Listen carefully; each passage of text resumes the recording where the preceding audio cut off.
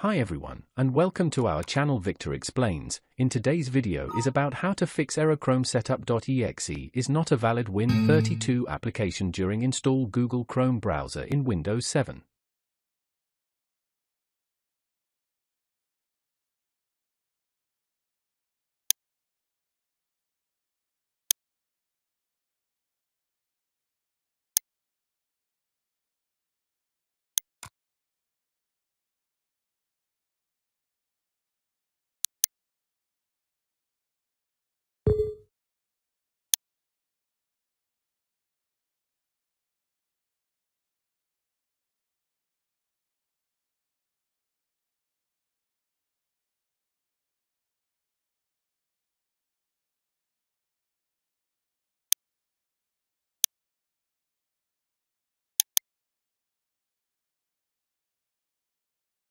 If you found this video helpful, please like to encourage us and subscribe to our channel. Leave comment and share it with others so they can benefit too.